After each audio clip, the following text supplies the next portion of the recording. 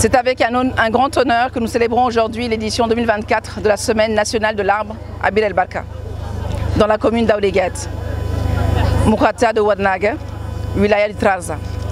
Placée sous le thème de Un Mauritanien, un arbre, cette semaine est dédiée à la promotion de l'arbre, de la végétalisation de nos cadres de vie et de la lutte contre la désertification. Le lancement de cette semaine se déroule sur un site de pépinière moderne, doté des dernières techniques innovantes en matière de reboisement et de fixation de dunes. Cette célébration se fait simultanément dans les 15 wilayas, ainsi que le long du tracé de la Grande Muraille Verte. Nous serons cet après-midi à Nouakchott, sur le littoral. Depuis plusieurs décennies, notre pays s'engage activement à protéger notre environnement, mais les nombreux défis auxquels nous faisons face, perte de biodiversité, changement climatique, sécheresse extrême, dégradation des terres, pollution, limitent notre effort à inverser la tendance actuelle de la dégradation de l'environnement. Pour relever ces défis, il est crucial d'agir ensemble afin de protéger notre environnement, restaurer nos terres et atteindre la neutralité de dégradation des terres d'ici 2030. La Semaine nationale de l'arbre est une occasion importante pour renforcer notre engagement envers la reforestation, la gestion durable des ressources naturelles. Et du 31 juillet au 9 août, donc d'aujourd'hui et dans 10 jours, nous nous mobiliserons autour de cette initiative essentielle pour notre pays. La préservation de l'environnement est une priorité pour son Excellence le Président de la République, Mohamed Ould Cheikh Ghazouani.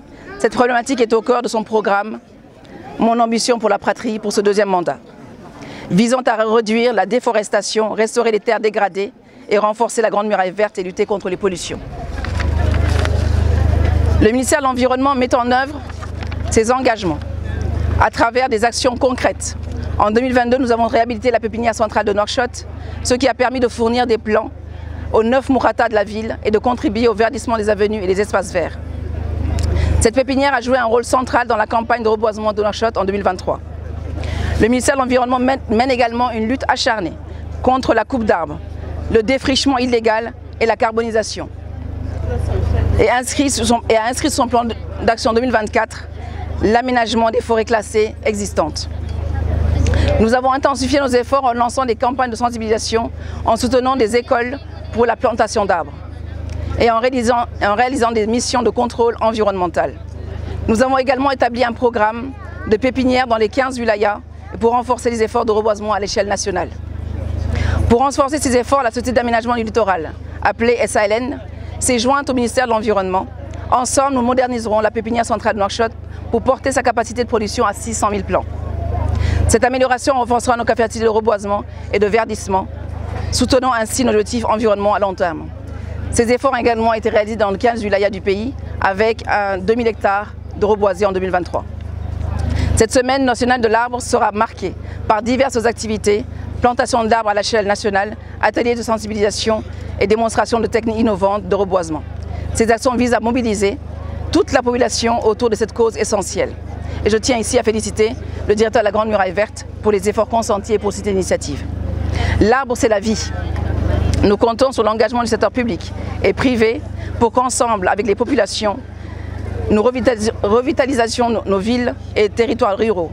En unissant les efforts, nous pouvons éveiller une prise de conscience nationale sur l'importance vitale de l'arbre et lui donner la place de choix dans notre quotidien.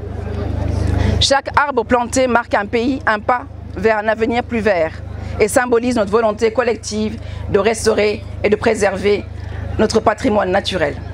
Notre implication est essentielle pour renforcer la lutte contre la désertification et préserver notre environnement.